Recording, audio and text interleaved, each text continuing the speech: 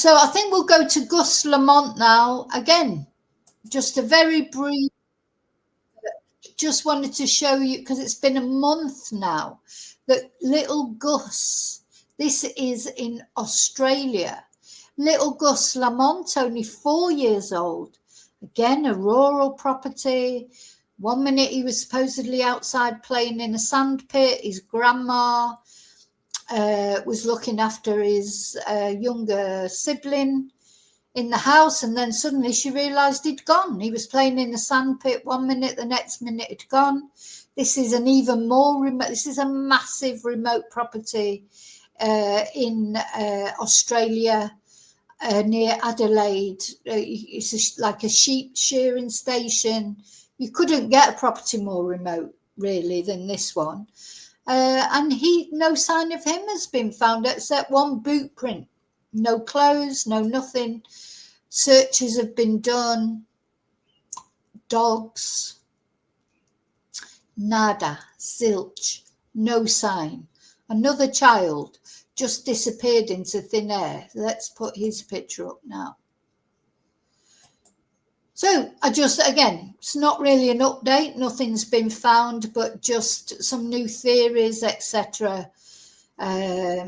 Just trying to keep his name out there, keep the story going, because when people stop taking an interest in these cases, I think that's when it's the saddest time of all, because it's like people have accepted they've gone and there won't ever be any answers.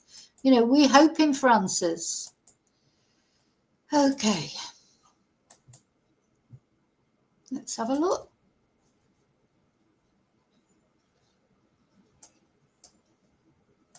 Exactly a month to the day since little Gus Lamont vanished in the state's outback, new theories have emerged about just how far he might have gone. An expert from Flinders University suggesting he may have ventured well beyond the area that's been extensively searched.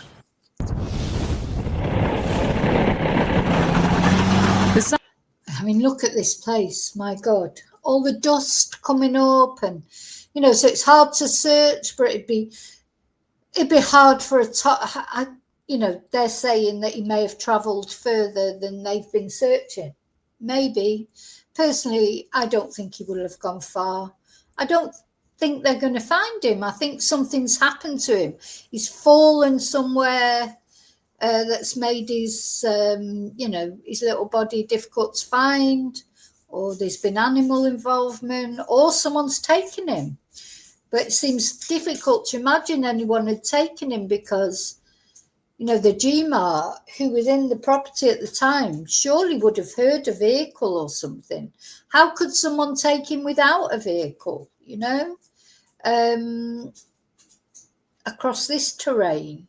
I mean, it's, you know, anyway, so this new theory is that he may have travelled further and maybe they need to extend the search period. Sun has gone down on 2 large-scale searches for little Gus Lamont, now missing for exactly a month. Police and volunteers have covered a 6-kilometre radius from the homestead near Yunta where he was last seen. But according to some experts, he could have got much further. Over a 3-day period, potentially somewhere between 3 to 8 kilometres. He was last seen at 5 p.m. on September 27 by his grandma playing out the front in sand while his mum and other grandparent tended to the sheep. Police have been working on one theory, that he simply wandered off. And with no access to water, food or shelter, it's unlikely he survived. If the child would be able to access some sort of moisture or dew or moist leaves, then that could increase it somewhat beyond the 3 days. It's hoped the hat or the Minions shirt Gus was wearing may have been discarded if he was lost, confused and possibly dehydrated. Police are in the final stages of assessing hours worth of drone footage taken at the property using infrared technology to pick up any clues. At this stage, there are no further searches planned, but detectives haven't ruled out returning. I know that there is still work that is ongoing within South Australian Police. They continue to make inquiries into a few different sources of thinking, but I'm not in a position to comment on it beyond that. But he may have not gone far at all if he was too scared to move. I think that fear would be an absolute factor, and that would impact on the ability to move and mobility, but also... Do you imagine a 4-year-old boy out in this at night? I mean, it'd be bad enough in the day, and then when night falls, he just can't possibly be okay if he is out there, unless something different happened to him, He can't possibly be okay. I'm sorry, but he can't.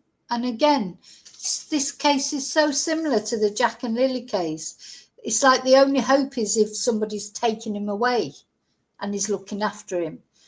There's no way this child could survive a month in these conditions. An adult couldn't, and the temperatures, and he'd be terrified, and it's just horrible to think